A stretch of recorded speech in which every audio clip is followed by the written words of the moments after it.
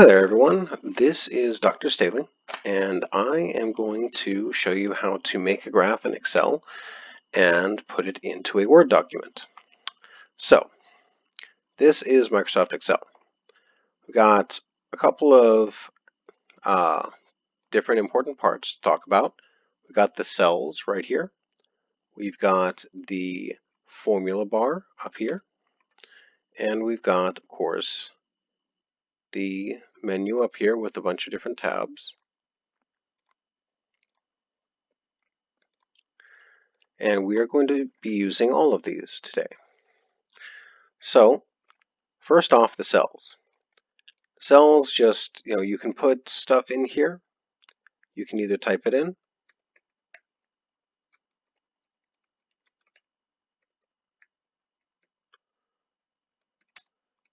and the cell will display what you've typed in. You can also put numbers, and the cell will display the number that you put. You can also put a formula. You start with an equal sign, so that Excel will make the cell equal to whatever.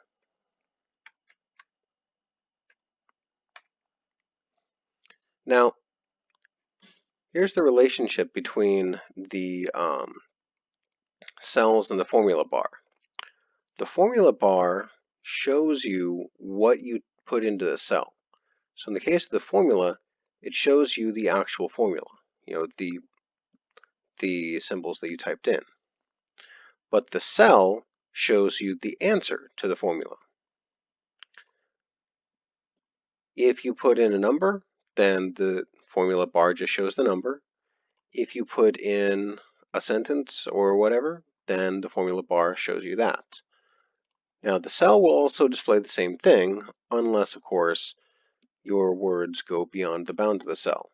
In that case, anything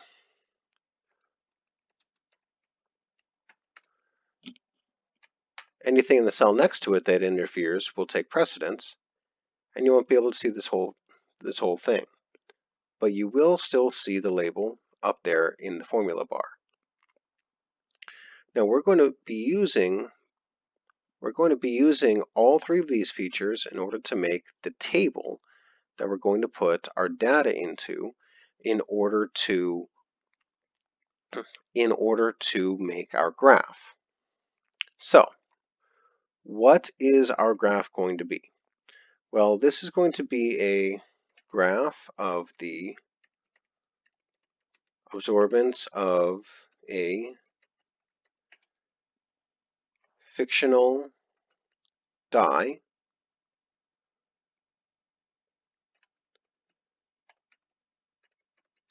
against its concentration in a solution. So that's what our graph is going to be about. Now, the two things that we're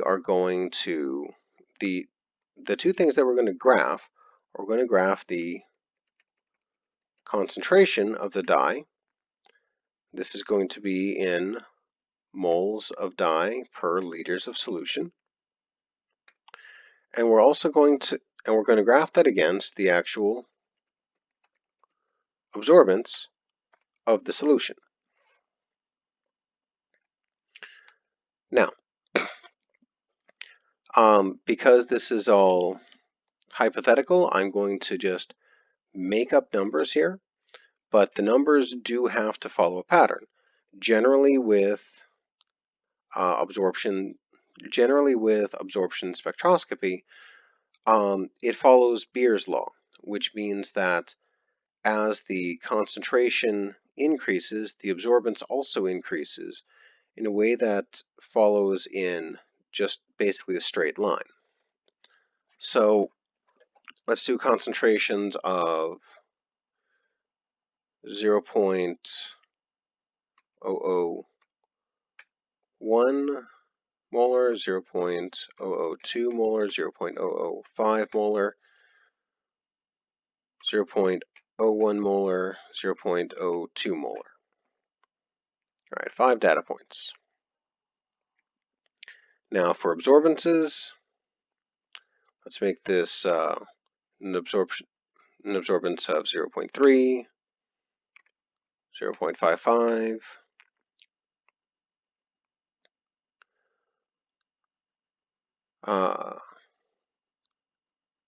1.61, 3.12, and 5.99. 5.91. So we now have our concentration and our absorbance values. We're going to put this into a graph by going here to the Insert tab, and we're going to select this chart. But before we select the chart, we're going to first click and drag through all these numbers. Now what we want for this one is a scatter plot. There are lots of different types of charts that we could choose from, but if you're just doing a basic XY comparison, just on a basic Cartesian plane, a scatter plot is what you want. Okay, so we got this scatter plot. And one of the problems that we have is that it is not exactly labeled the way that we want it to label. So we start out with a title. We can go ahead and delete that and rewrite it as absorbance versus concentration of fictional dye. Now here we also need to show what these two axes really are. So this one right here is our concentration. So what we're going to do is we're going to go to Chart Tools. This opens up once you have the chart selected. So if I clicked over here so that the chart is not selected, Chart Tools disappears. It only opens up once I click on the chart. So I make sure the chart is selected. Come here, I click on Design. Design allows me to change stuff around, so I can add or I can subtract chart elements. If I click on this, it'll get rid of the title. Because right now, title above the chart is selected. If I click here, there'll be no title. If I click here, it'll be centered and it'll be inside the graph itself. But what I want is I want a title for the horizontal axis. And so since this is the concentration, write concentration and the units of my concentration, moles per liter. Now I can click on this again, add chart element, and add an axis, add a title for the other axis.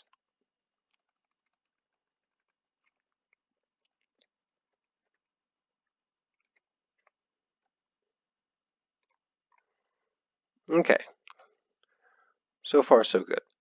Now there are lots of different ways that you can adjust this.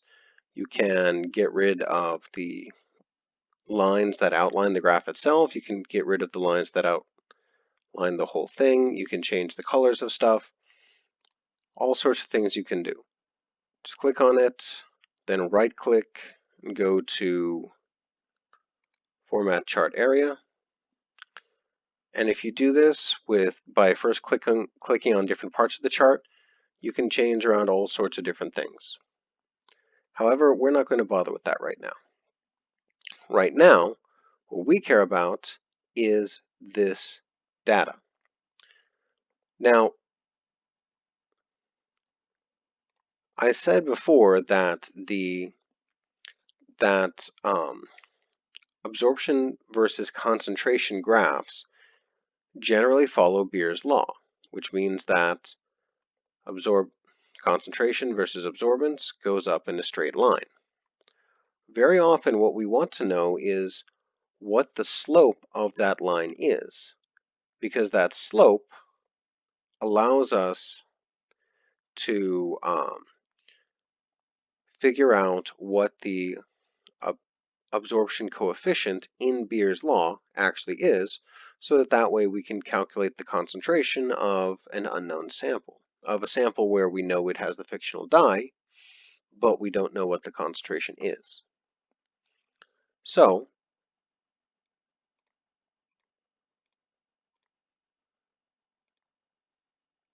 we would right-click on one of the data points, come down here to add trend line, and we get the different trend line options over here on the right.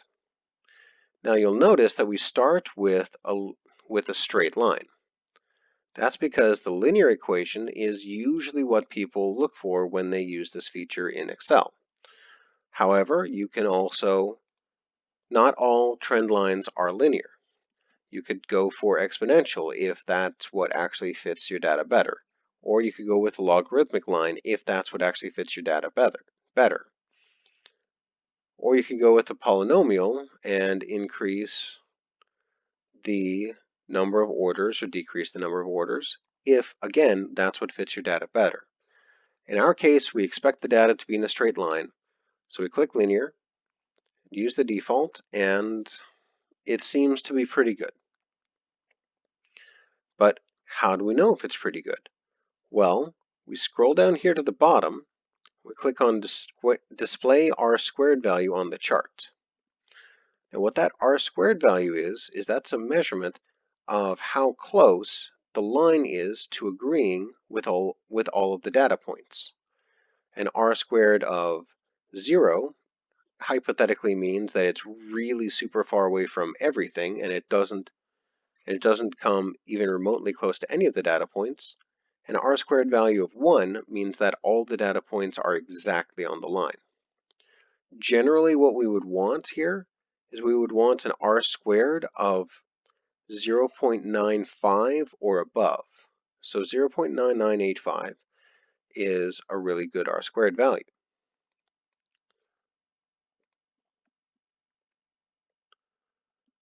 And what I've just done by accident is I have expanded the R² area as I've expanded this, and I've gotten the linear equation out of it. Now the other way to get the linear equation is here with Format Trendline, scroll, and then second from the bottom is Display Equation on Chart. Normally that's how you go about getting the equation, but if you monkey around with the R² on the chart for a little bit, you can get it too. Okay, so according to Beer's law, we should get, this is the absorbance, this is the concentration. So according to Beer's law, this should be equal to exactly 0. It is not equal to exactly 0 in this case because the data points are not exactly on the line. So the experiment gave us imperfect data, which, that happens. It's experimental data. When I was making up the numbers, I actually did that on purpose. Now here, this is the absorption coefficient. So if we were to write out Beer's law is that the absorbance of a sample is equal to the extinction coefficient times the path length times the concentration of whatever it is that's doing the absorbing. This right here is the product of E and L.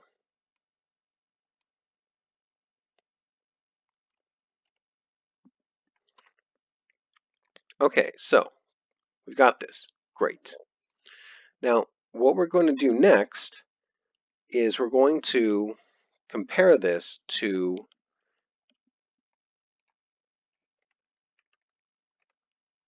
let's cut and paste that over there.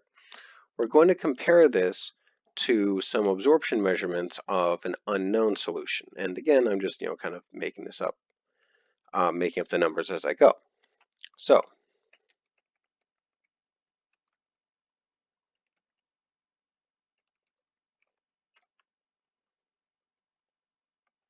Unknown solution absorbance. Let's say that the absorbance for this was 1.28. Okay, now what would we do with that? Well, if we know it's the solution that's the same solution as the fictional dye, then we know that it has to come pretty close to this line somewhere.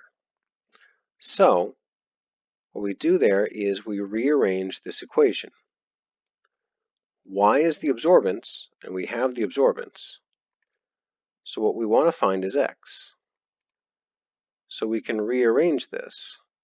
It starts off Y equals 296.54 times X plus 0.0443. And we need to arrange that to get X on its own. So first we subtract 0.443 from both sides, and then we divide both sides by 296.54. What we end up with is X is equal to, in parentheses, Y minus 0.0443, exit parentheses, divided by 296.54. When we're putting in equations, plus is the plus sign,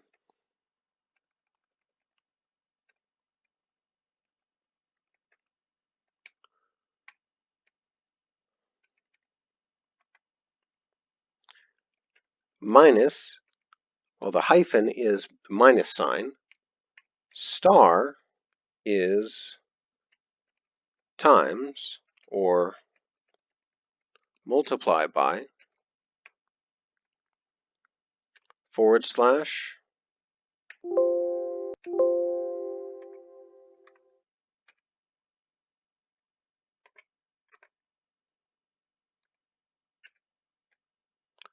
forward slash is divided by parentheses work by as normal parentheses, and equals means tell me the solution in this cell. So for here, we would say that this cell, we want this to be equal to, and in parentheses, because remember we're doing this version, we want it to be equal to Y. Y is the absorbance, so this is Y. We can click on it and put it into that cell, minus 0.0443, close parentheses, divided by 296.54. Enter, and that gives us the concentration in the same units that we were using before.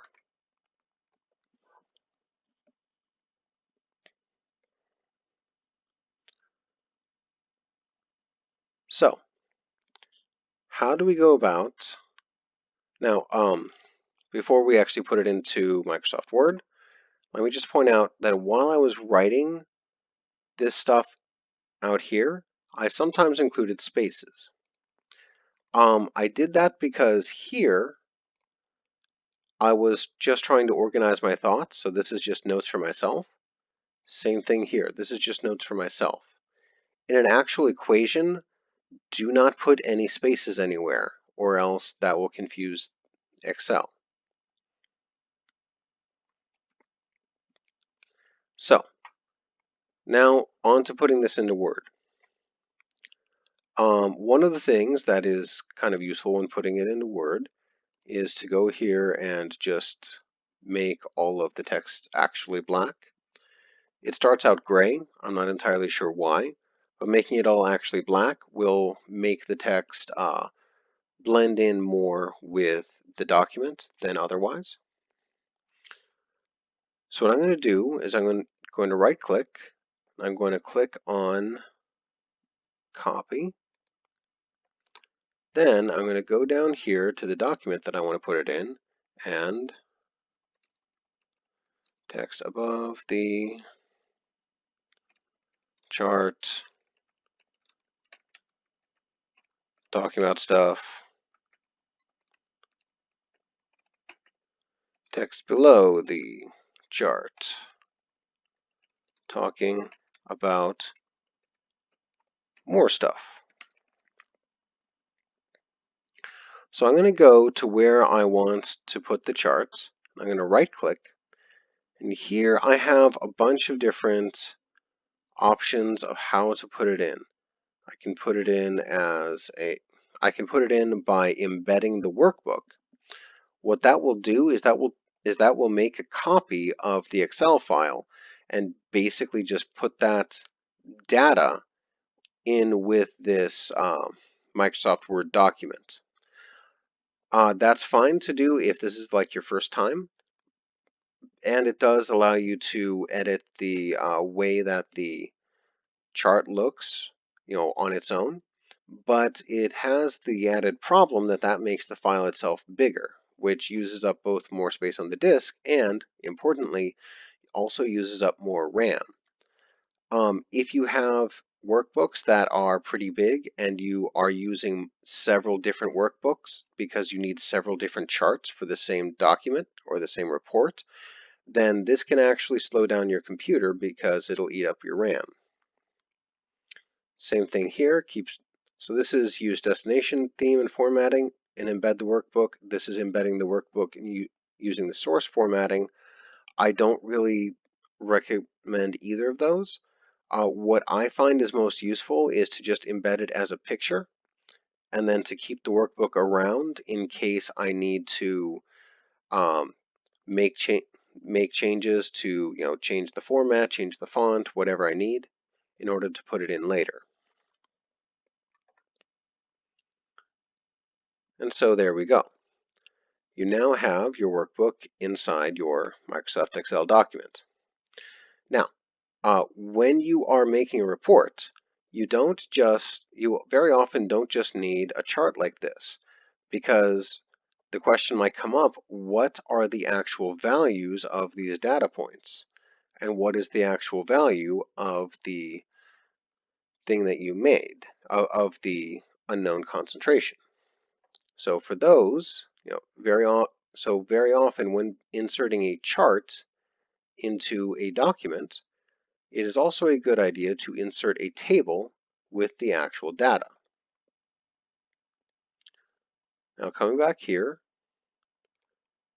so what we would need to insert is this information right here. We're going to do that in the form of a table. So here we've got 1, 2, 3, 4, 5 data points plus labels, and 1 data point plus another label. Now, what I think would be a good way to do this is to have this label over here. So I used cut and paste. And for these, I'll put something like calibration point 1.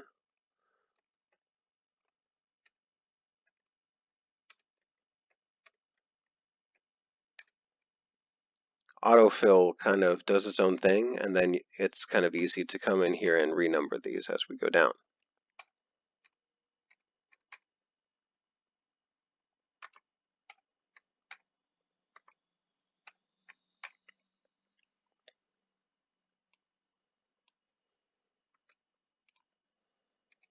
Okay, so what we've got here is a table that is 1, 2, 3, 4, 5, 6, 7 rows and 1, 2, 3 columns. So let's go back to our Word document, insert, table. We want 1, 2, 3, 4, 5, 6, 7 rows and 1, 2, 3 columns.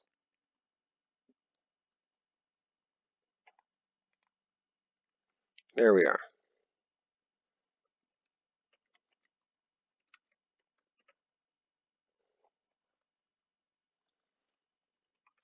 Put the title of the table at the top.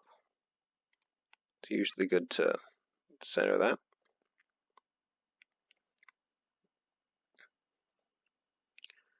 Then you can go here, you can drag across, copy. Then we can go in here and we can paste in the information. Now I'm not going to click Control V to paste for the simple reason that one of the cells contains a formula and I'm not interested in the formula.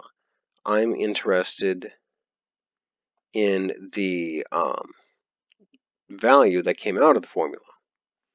So that's what I'm going to do here. Right click and go to Keep Text Only so that only the text, that is, only the actual values that are shown in the cells get transferred over. I've got almost everything. Now the only thing that is left are these two. So I'm doing the same thing here, copy. And in this case I could just do paste, but for the sake of consistency I'm going to paste only the text. And there we are. And so now from here we can, reformat everything if we want. Like we can select these and go over here to the borders and have, like, I don't know, only a bottom border.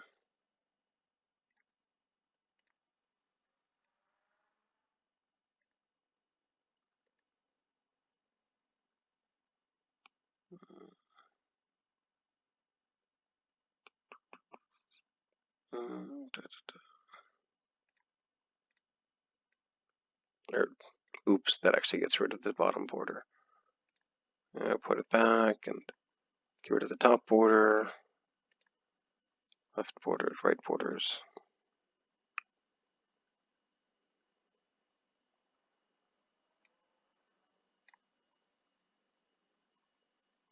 Like that.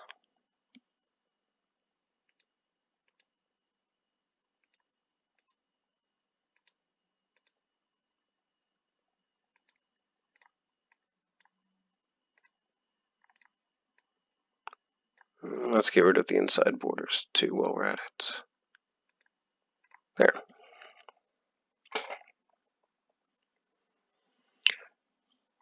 And so that's how we can very quickly make a chart for a fictional die and put it in a Microsoft Word document, and also make a table for a fictional die and put that inside a Microsoft Word document. Oh, by the by, in order to get rid of a table, if you need to, you have to find this little thing right here, right click on it, and then select Delete Table. Anything else will delete the values inside the table, but the table itself will still be there. Okay, cool. So this has been how to make charts in Excel and put them in Word, and make tables in Excel and put those in Word. Have a nice day.